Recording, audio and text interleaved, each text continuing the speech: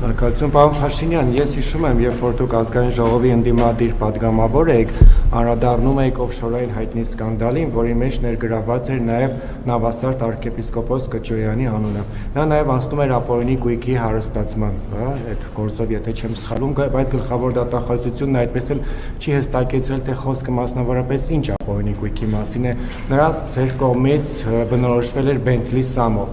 Հիմա Bentley Samo-ի հետ եք պատրաստվում բարենորոգել եկեղեցին, չունեք այն մտավախությունը, որ այն մեղադրանքները, որոնք հնչեցվում են նույն կաթողիկոսի վերաբերյալ, նույն ձեր հետ փաստաթուղթ ստորագրած եպիսկոպոսները, arczepiskopos-ները եւս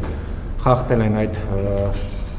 ուխտը, ինչպես դուք եք ասում, եւ անդրադառնալով նաեւ ԱԱԾ-ի փաստաթղթին Եզրասի arczepiskopos-ի վերաբերյալ նա հերկել է, ասել է, որ այդ փաստաթուղթը կեղծ է, սա հարցի այս հատվածը եւ երկրորդը կառավարությունը պարբերաբար արտոնություններ է տալիս այն գործարարներին, որոնց հետ ունի սերտ առնչություն։ Օրինակ այսօր էլ պարզ դարձավ, որ Ջերմուկ գրուպն է ստացել արտոնություն, ավելի վաղ Սամվել Ալեքսանյանի ընտանիքին պատկանող ընկերությունը։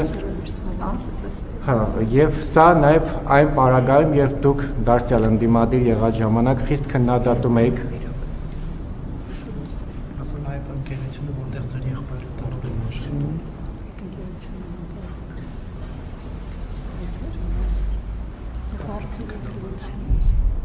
Մի րոպե, մեկ օֆշորի մասին էր, արտոնության մասին էր, երրորդ հարցը։ Չէ, արտոնություն շարունակությունը,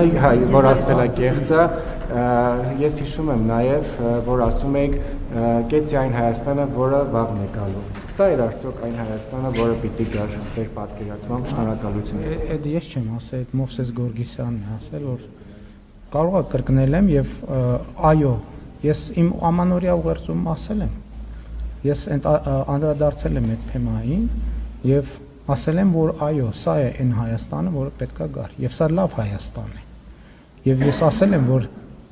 սա իրական Հայաստանն է, Հայաստանի Հանրապետությունը եւ Հայաստանի Հանրապետությունը մեր երազանքների պետությունն է։ Ես ասել եմ, որ 2021 թվին մենք ասում ենք, որ ապագա կա, այսօր ասում ենք, որ ապագան այսօր է։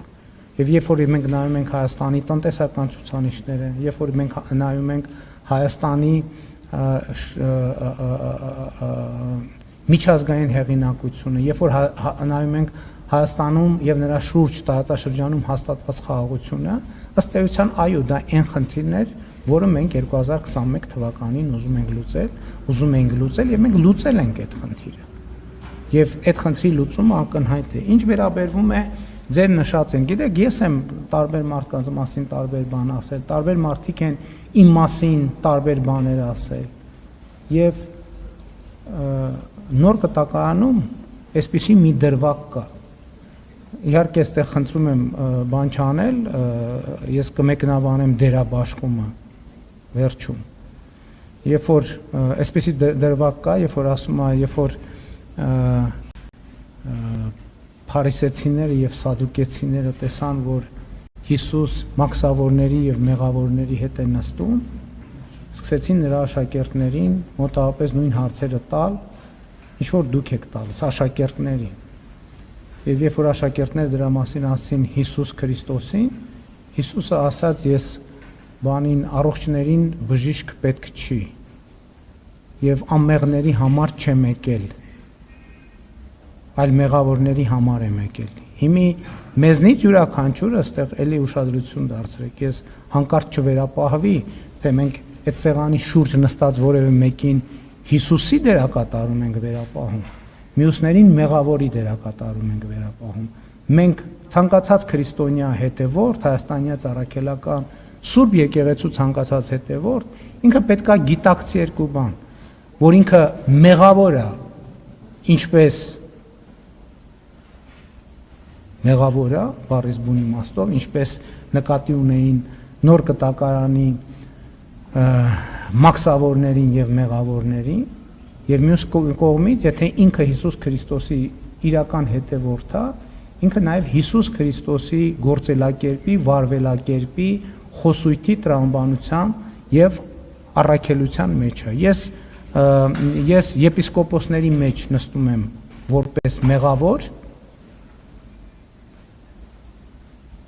եւ կարծում եմ, ինչ իրենք նստում են որպես եպիսկոպոս։ Պատկերացրեք նստում ենք։ Հա, հարկային արտոնությունների մասին շնորհակալ եմ այդ հարցի համար։ Ուրեմն, գիտեք ինչ, շատ հետաքրքիր վերնագրեր կան։ Կառավարությունը արտոնություն տվեց այսինչին, կառավարությունը արտոնություն տվեց այնինչին, մեկը, չգիտեմ, ծանոթ է, մեկը բարեկամ է, մեկը, չգիտեմ,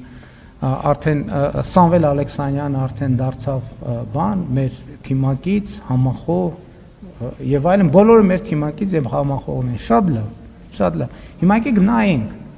այդ անունները արտոնություն ստացածների քանի տոկոսն են, քանի մի տոկոսն են, 10%-ն են, 100%-ն են։ Այս համակարգը արտոնությունների կոչվում է գերակա ոլորտում մաքսային արտոնություններ տրամադրելու մասին։ Հազարավոր գործարարներ այդ արտոնությունը ստացել են։ Այդ թվում ընդդիմության հետ կապված գործարարներ, այդ թվում ընդդիմության հետ չկապված գործարարներ։ Եվ ընդ որում այս մեխանիզմը գործում է, եթե չեմ սխալվում, 2017 կամ 2016 թվականին եւ գործում է ինքնաշխատ եղանակով։ Այսինքն կառավարության կարգավորումները այնպիսին են, որ համակարգը աշխատում է ինքնաշխատ եղանակով։ Այսինքն ինչա, կա մոդուլ։ Գործարարները, ընկերությունները իրանց տվյալները լրացնում են եւ ներկայացնում են արտոնությունից օգտվելու, մաքսատուրքի հետաձգման կամ արտոնության։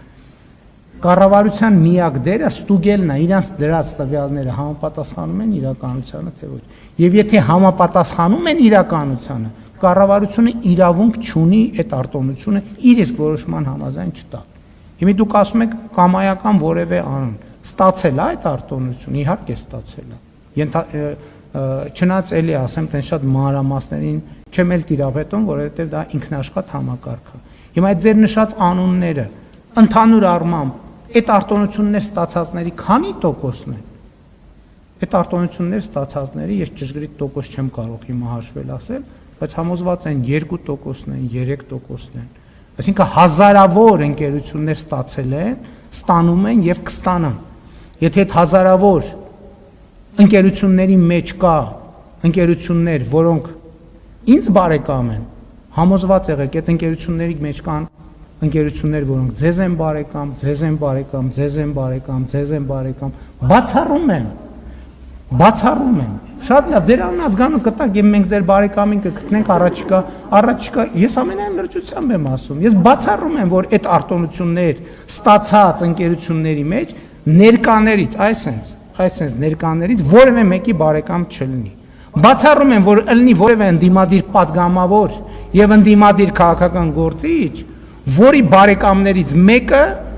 այդ արտոնությունը տաշիր գրոպը գնացեք նայեք քանի անգամ այդ արտոնությունից ստացել։ Էլով կա, որ հայտնի է որպես ընդդիմության շրջանակում։ Բացառում եմ որևէ ընկերություն, որ այդ արտոնությունից օգտված չլինի, բացառում եմ։ Եվ հետեւաբար կառավարությունը վերնագիր